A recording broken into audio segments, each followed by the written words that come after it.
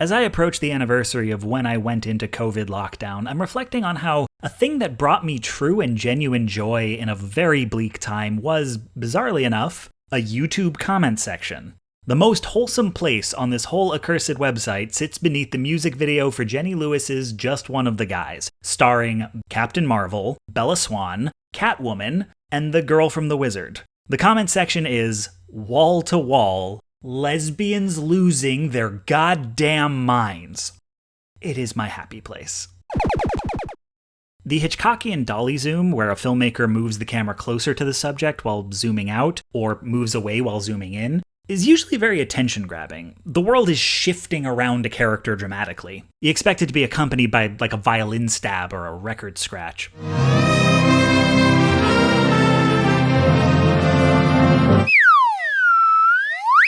But one of the opening shots in Littlewoods is actually very subtle about it.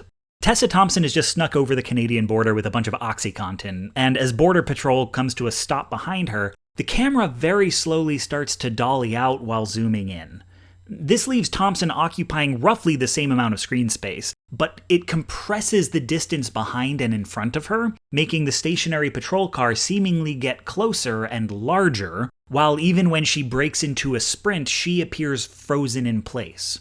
Compared to the more verite camera work of the rest of the film, it's a little show-offy, but compared to how the effect is usually used, it's incredibly restrained.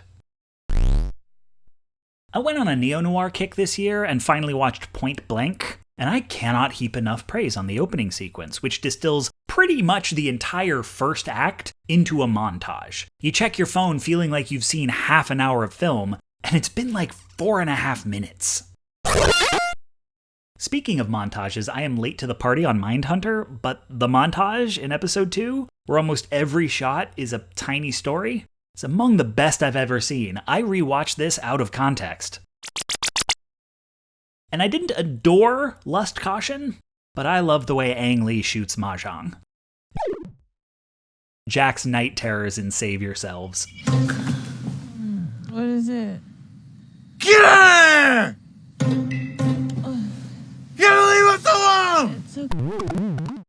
This was the year I finally listened to Portishead's Third, and though the band isn't really trip-hop anymore, it is now officially my favorite Portishead album. Which is saying something, because Dummy was big for me.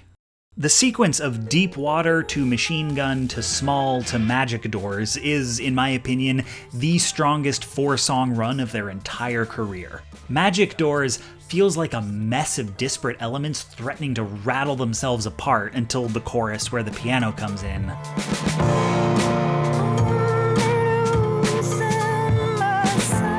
And it just brings everything together. There's this bit in Snow the Product's Nowhere to Go, which was a kind of quarantine anthem for me, where she says, "Hating bitches mad 'cause they man is just a B word." And then she says it like 6 more times, and then very helpfully clarifies which specific B word she's referring to. And your ex is a B word, bitch. Thank you, Snow. I love you. So I've been running on underpowered hardware, usually Macs, for my entire adult life. But this year, I could finally afford a sick gaming PC, by which I mean laptop. But a laptop that can actually play modern games. And it definitely says something about me that my first instinct was, baby, I'm finally gonna play Obduction. And yeah, there are dozens of aha moments I could talk about, and even a number of what the hell moments, because cyan gonna cyan. But honestly, my happiest moment was just watching something I backed on Kickstarter 7 years ago finally boot up and run like melted butter. There are a few ways a shooter can approach 90s-style keycard level design. Doom style is to just let players get lost so they can feel smart when they finally figure things out, and Quake style is for level geometry to nudge the player down an invisible linear path so they don't get frustrated. And it's always interesting to see where a throwback shooter's gonna land on that spectrum. My favorite of the big 4 was Project Warlock, which addressed this problem with, of all things, monster closets. So, like, when you get a keycard, your next job is to find the door that takes it, right?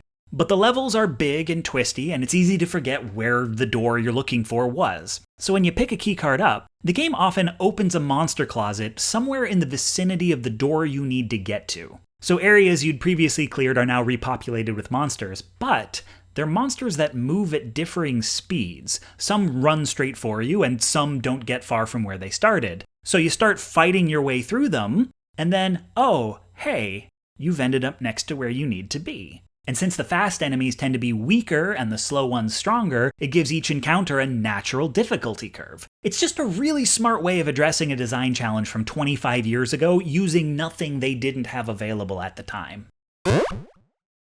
Landing on the quantum moon in Outer Wilds.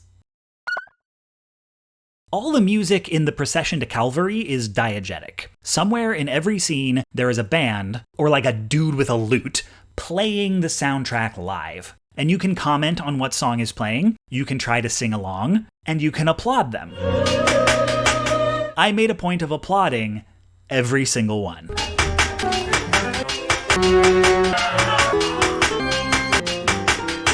Also, you can spank the bishop.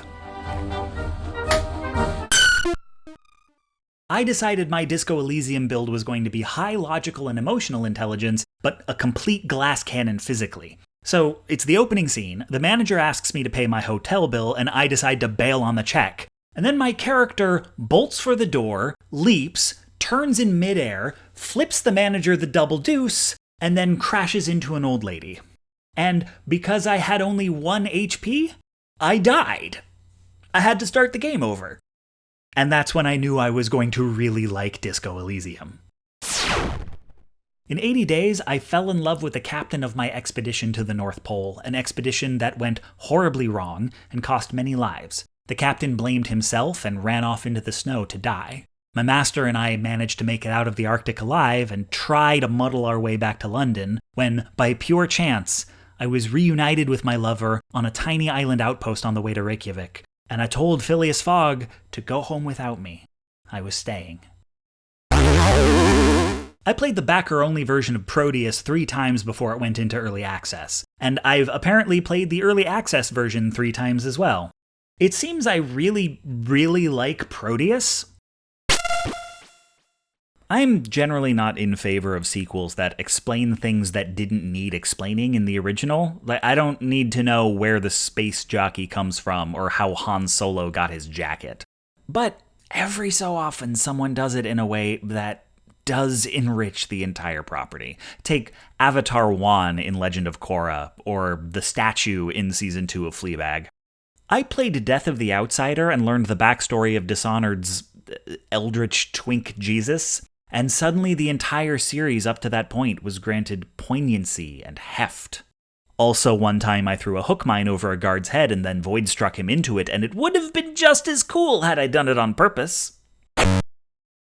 I similarly lost several nights' sleep falling in love with Prey, and one time I got a Technopath's health down to about 25% before running out of ammo. So I lured it next to a live circuit I had glued over until it broke the patch and electrocuted itself.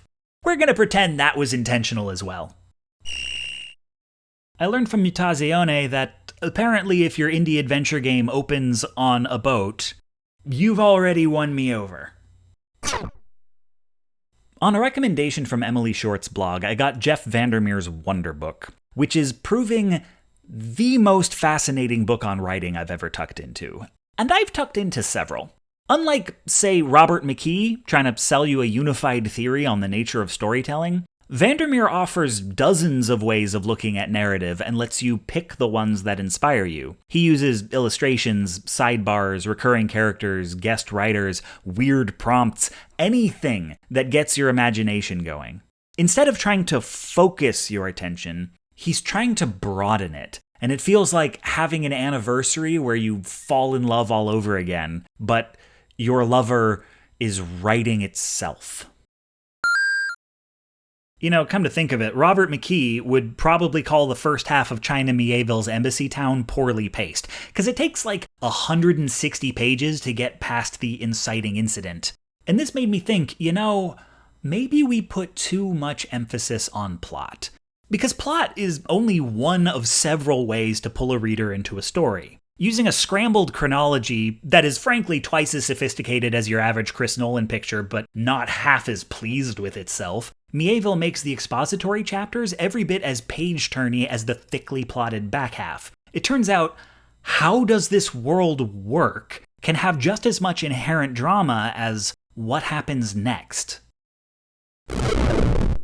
Some science fiction drills down into a single big idea, like Mieville's The City and the City. Its focus is narrow, but deep, like a well.